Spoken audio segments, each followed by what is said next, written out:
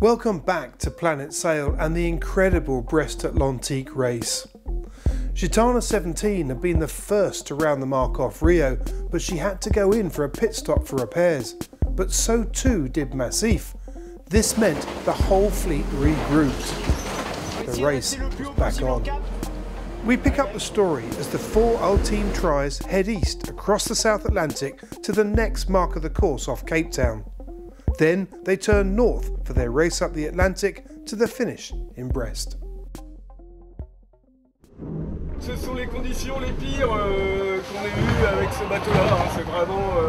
C'est vraiment super dur. Il faut progresser quand même à vive allure dans une mer très hachée de face. Et c'est vraiment compliqué. Le bateau tape énormément et c'est particulièrement inconfortable. C'est un exceptionnel apprentissage, ça c'est sûr. Pour fiabiliser et valider un bateau, je crois pas qu'il y ait de meilleures conditions. Dans quelques heures, ça devrait s'améliorer. Mais c'est un peu ce qu'on se dit depuis plusieurs heures. Et l'Atlantique, on savait que ça allait être difficile. Une mer horrible. On secoue le bateau dans tous les sens. C'est vraiment pas confortable. On a du mal même à rester assis. Et la seule position dans laquelle on est vraiment bien, c'est quand on est allongé. Et voilà, donc c'est un petit peu long. Il y a 2 jours, on était 200 ou 300 000 derrière les premiers. À 3 nœuds de moyenne quand ils étaient à 30 nœuds, on n'aurait jamais imaginé qu'à la sortie de Rio, on serait en tête. Voilà, et comme on l'a pu le voir ces 3 derniers jours, 4 derniers jours, il peut se passer beaucoup de choses cette course. Donc il faut trouver où placer le curseur et c'est pas évident.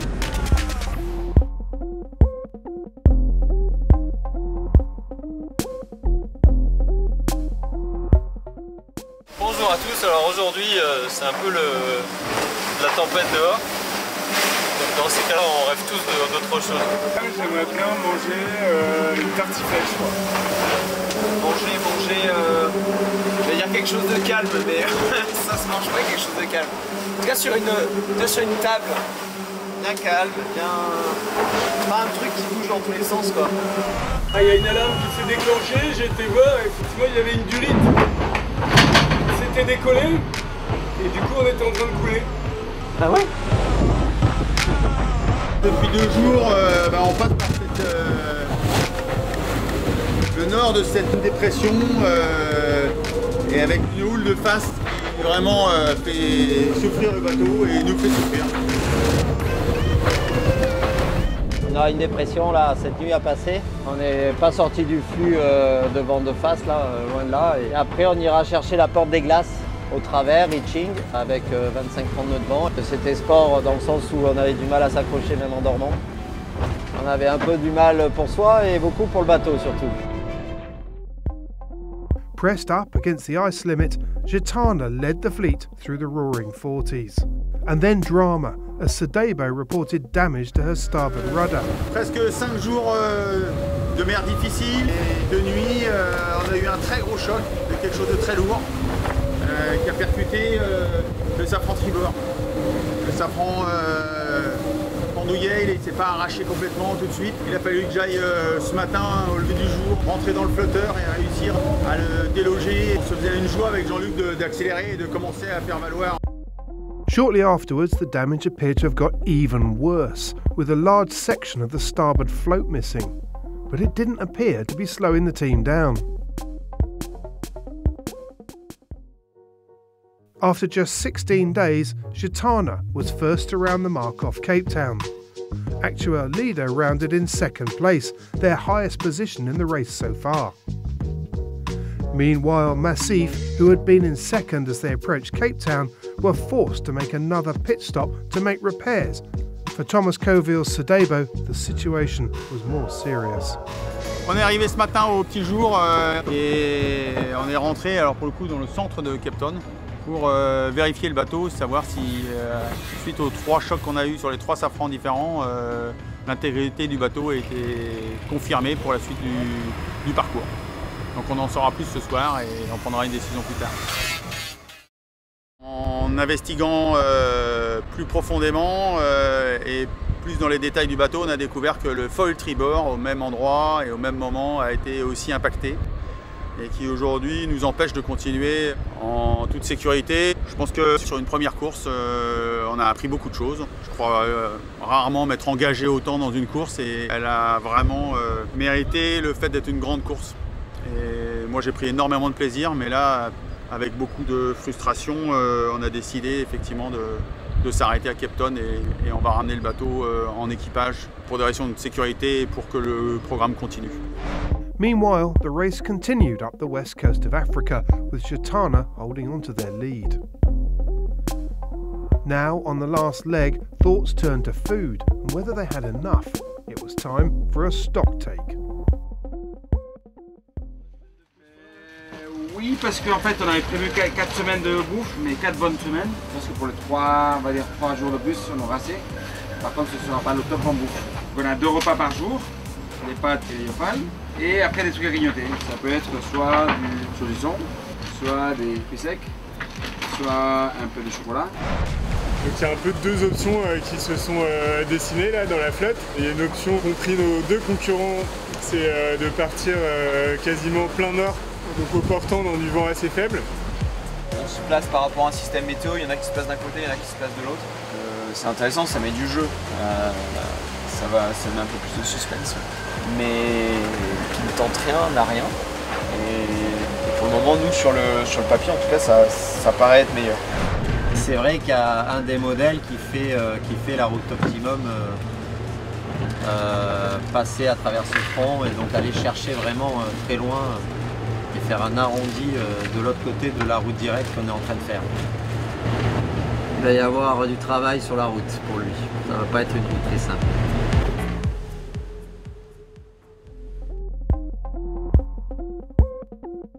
As the fleet headed further north and conditions got warmer, it was shower time. Allez, c'est parti pour la douche. Alors, il y a peu.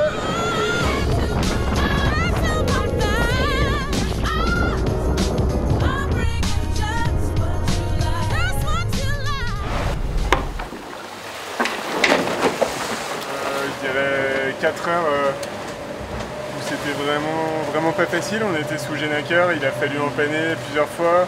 Le vent est complètement tombé, toujours dur parce qu'on a l'impression de passer 4 heures arrêtés et que pendant ce temps-là les autres avancent à 25 ou 30 nœuds. Mais au final on est dans les clous et notre option est satisfaisante. Maintenant on a Gitana qui est devant nous, un tout petit peu au vent, Actual devant nous là à 45 degrés. On est à fond pour essayer de faire avancer le bateau va bien et il faut qu'on aille vite. Bienvenue à bord de Actual Leader pour le plat du jour. On va faire des pâtes accompagnées par du bacon, juste comme ici. Les derniers 2 bouts de bacon qui nous restent. C'est un plat vraiment rapide, facile, énergétique pour nos jeunes marins qui font de la voile toute la journée, qui se bagarrent avec les écoutes au milieu de l'anticyclone de Sainte-Hélène. J'ai à 28 degrés. On n'est pas loin de la vérité là. Pesto frutti di Sant'Elena. Magnifique. Wow, ça envoie là. Oh, ce petit goût de mer. On va viser l'entrée du ponton noir. Dans 1 heure, le vent va tomber brutalement.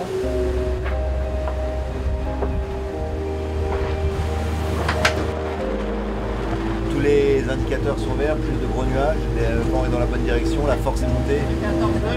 Ça sent la sortie, c'est plutôt pas mal parce que cette zone-là, on sait qu'on peut perdre énormément de distance et puis la météo n'est pas forcément ça. Donc c'est pas fini la partie, tu vois. On est content de notre position, dans le sens où on a pu resserrer avec Actual. Je pense qu'on on a fait quand même un bon gain sur eux sur les 4-5 derniers jours. Le décalage ouest qu'on avait fait, je pense a payé. Et après, la situation sur l'Atlantique Nord n'est pas encore complètement calée. Il reste plein de choses à faire. Donc on est à fond pour essayer d'être dans le bon coup et faire en sorte de pouvoir revenir le plus vite possible sur Brest. Finding a path through the doldrums for Massif and Actuel Leader meant heading way out west, leaving Gitana to cut the corner and take the shorter route as they closed in on the finish. But there was more food-based excitement to come.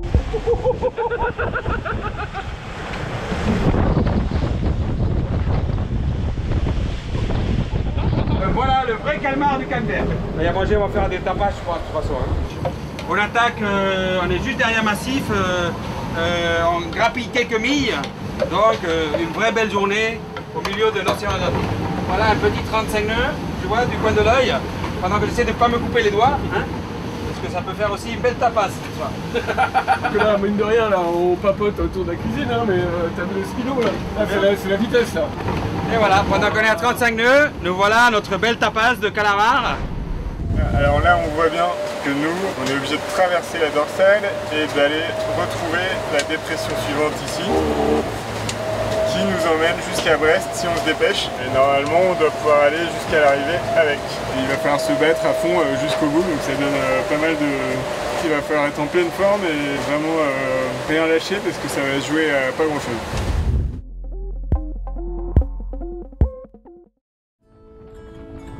On est en train de rattraper l'anticyclone des Açores.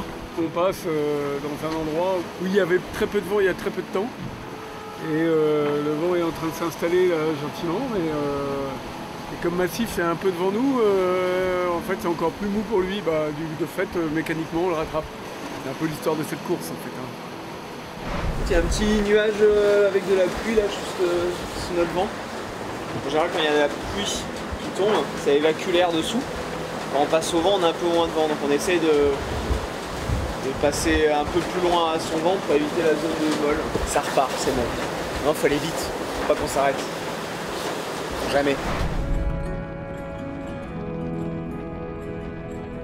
Alors, vous êtes combien là-bas? On est calme et tranquille.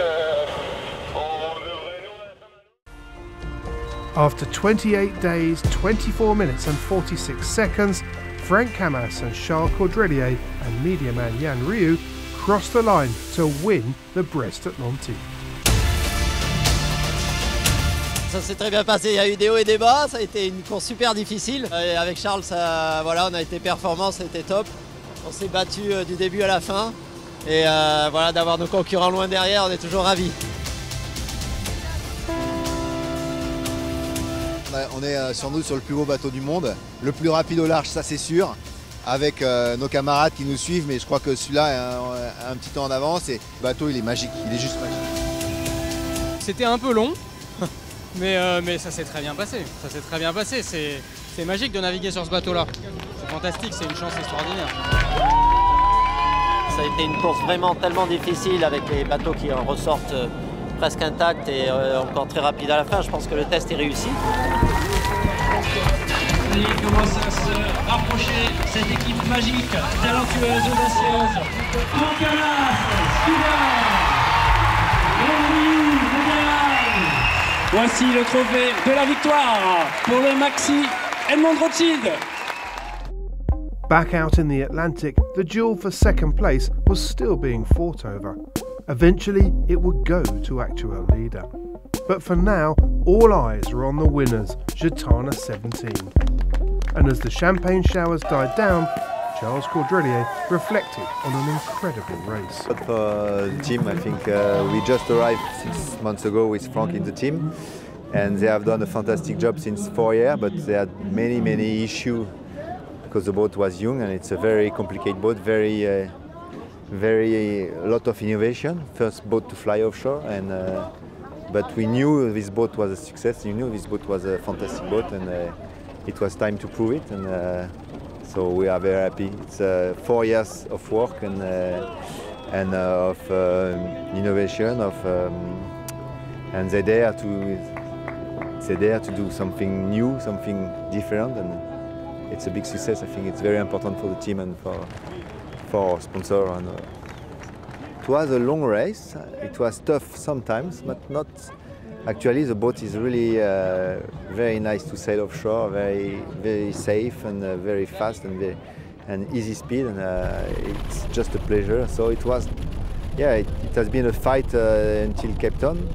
We had some issue, but at the end, the way back was a bit long and soft, so it was okay, and we are not exhausted. But I think because we also were very well prepared, and because the boat didn't have so much issue, so yeah, we just sail, and sailing on this boat is just pleasure. Well, what a spectacular race. To see a fleet of 100-footers race around such a big course offshore has been a long time in the making. But not only has it been worth it, I wouldn't mind betting that this just could be a formula that we might see in the future. I certainly hope so. Anyway, thank you so much for watching. Please make sure to subscribe down here somewhere. And please do send us a line, drop us an email, let us know what you think. Just go to the Planet Sail YouTube channel, you're probably already there, go to the About section and then follow the link to email. Thanks once again, and we'll see you next time. Cheers.